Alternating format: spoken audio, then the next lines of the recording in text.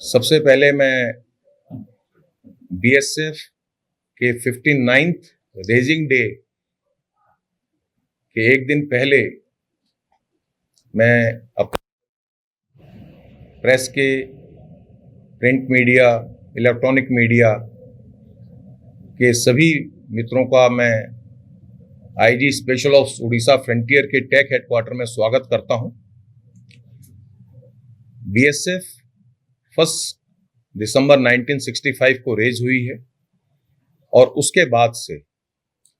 1 दिसंबर जो raising day है वो हम बहुत हर्ष एंड उल्लास के साथ हर साल मनाते हैं और एक ट्रेडिशन रहा है हमारी फोर्स का कि जब भी हमारा रेजिंग डे होता है उससे एक दिन पहले प्रेस मीट होती है, जिसके अंदर जो हमारा पूरे साल का जो लेखा जोखा है, अचीवमेंट है, वो हम प्रेस के थ्रू देश वासियों को हम बताते हैं कि पूरे साल के अंदर सीमा सुरक्षा बल की क्या एक्टिविटीज रही हैं, क्या कमियां रही हैं, वो सारी हम लोग साझा करते हैं। कल सीमा सुरक्षा बल का जो मेन फंक्शन है वो हजारीबाग में सेलिब्रेट हो रहा है। हजारीबाग में हमारे देश के माननीय गृह मंत्री श्री अमित शाह जी बीएसएफ परेड की सलामी लेंगे और देश को और बीएसएफ के कार्मिकों को संबोधित करेंगे। आप सभी जानते हैं नक्सलवाद की वजह से 2009 में हमारी सरकार ने पहले नक्सलवाद को एक स्टेट की प्रॉब्लम के तौर पे देखा जाता था, लेकिन 2009 में जिसको एक सेंटर ने डिसीजन लिया, जो हमारी गवर्नमेंट थी, कि ये देश की प्रॉब्लम है, स्टेट की प्रॉब्लम नहीं है, और सेंटर जो है स्टेट अथॉरिटीज के साथ, जो स्टेट की सरकारें हैं, उससे मिलकर नक्सलवाद के सफाई के लिए अभियान चलाएंगे। उसकी एक वजह भी थी, क्योंकि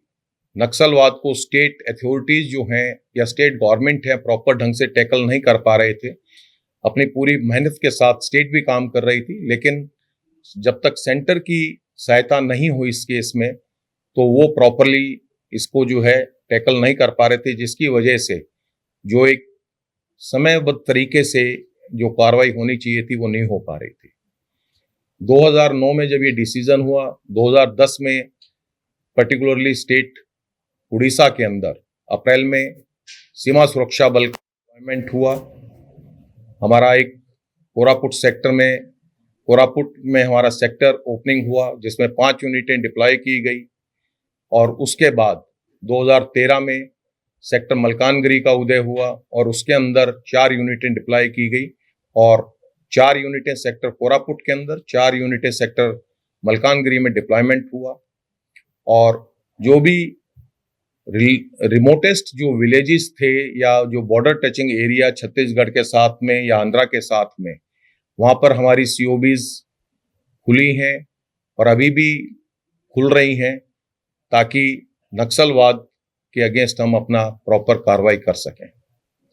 आपको सभी को पता है, क्योंकि आप सभी जो मीडिया के हमारे फ्रेंड्स हैं, मित्र हैं, बंधु हैं, आपको सबको पता है कि सबसे पहले और सबसे ज़्यादा इफेक्टेड एरिया जो था कोरापुट और मलकानगिरी था।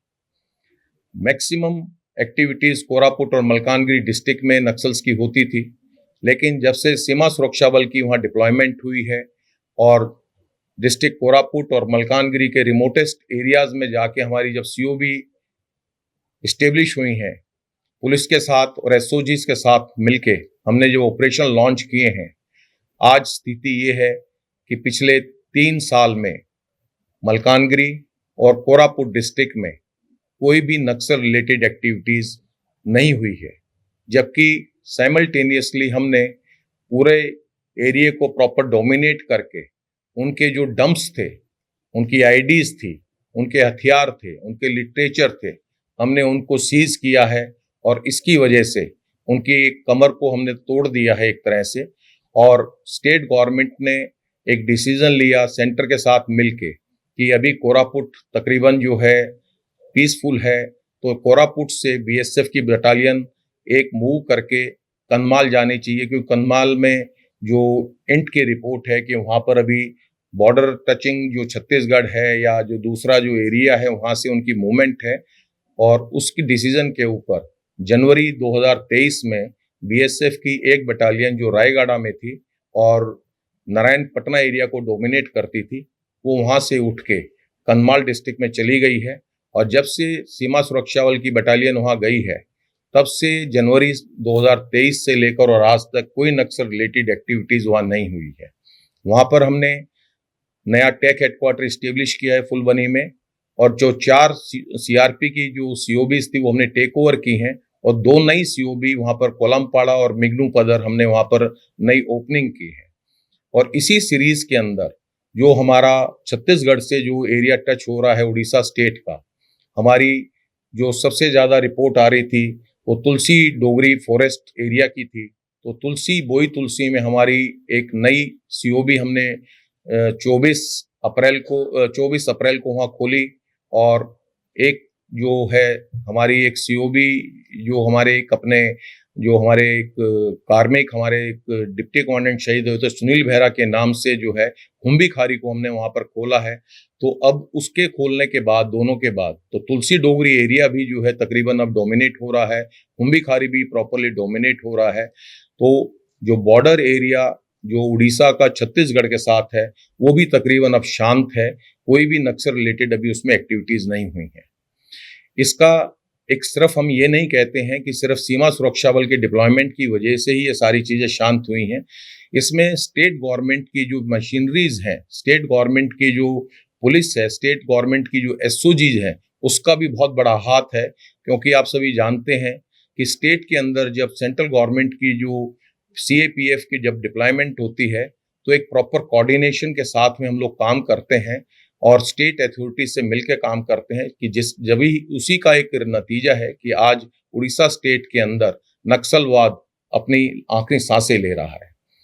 अगर हम इसको देखें तो अभी सिर्फ कुछ एक्टिविटी जो रिपोर्ट्स हो रही हैं, कालाहांडी, नौपाड़ा, बोध, कन्माल एरिया की रिपोर्ट्स आती हैं, लेकिन जब तक हम उस एरिया को डोमिनेट करते हैं और जब तक उस एरिया की इंफॉर्मेशन को लेके हमारे ट्रूप्स जब तक जाते हैं तब तक वहाँ से वो जो है मूव कर जाते हैं। पहले के कंपैरिजन में और अब के कंपैरिजन में नक्सलवाद की चीज़ों में बहुत अंतर आया है। पहले जो है नक्सलवादी जो है एक बहुत बड़ी मात्रा के अंदर इकट्ठे होकर अपनी एक्टिविटीज़ को अंजाम देते थे, लेकिन जब से हमारी जो स्टेट फोर्सेस का सेंट्रल गवर्नमेंट के एक प्रॉपर कोऑर्डिनेशन और एक समयबद्ध तरीके से जो काम हो रहा है, उसकी वजह से आज के टाइम में नक्सल्स के जो नक्सलवादी हैं या जो भी इसमें इन्वॉल्व हैं वो बहुत छोटे छोटे ग्रुप में मूव कर रहे हैं, लेकिन अपनी जो उनकी नफेरियस एक्टिविटीज़ है उसको अंजाम नहीं दे पा रहे हैं। अगर आप पहले के इंसिडेंट्स को उठा के देखेंगे और आज के इंसिडेंट्स को उठा के देखेंगे तो आज हम एक इतनी कंफर्टेबल स्टेट पर हैं कि हमारी स्टेट जो गवर्नमेंट है, सेंट्रल गवर्नमेंट से जो एसआरई का पैसा आ रहा है उसको जो है प्रॉपरली ढंग से इम्प्लीमेंट करके वहाँ पर रोड्स बनाई जा रही हैं, जो रिमोटेस्ट एरियाज में जो है रोड जा रही हैं, वहाँ पर स्कूल खुल रहे हैं, वहाँ पर इंटरनेट की फैसिलिटी स्टार्ट हो गई है, वहाँ पर जो है मोबाइल टावर्स खुल गए हैं, वहाँ पर जो लोग जो अनएम्प्लॉयड थे या जो बच्चों को एजुकेशन नहीं मिलती थी रिमोट एरिया की वजह से, आज बच्चे वहाँ पढ़ रहे हैं। और बच्चे आज आपको मलकानगिरी डिस्ट्रिक्ट में जो स्वाभिमान अंचल है, आपको जैसे सभी को पता ही है कि वहाँ 5G की फैसिलिटी भी पहुँच गई है। तो एक जो साइमल्टेनियसली और कोऑर्डिनेटेड एक्शन की वजह से ये सब संभव हो चुका है, तो इसके अंदर जो स्टेट गवर्नमेंट का सेंट्रल गवर्नमेंट के साथ प्रॉपर कोऑर्डिनेशन की वजह से और सीएपीएफ का प्रॉपर एसओजी और पुलिस की कोऑर्डिनेशन की वजह से आज हम इस स्थिति में हैं कि हम कह सकते हैं कि नक्सलवाद को हम दोबारा पांव जमाने नहीं देंगे।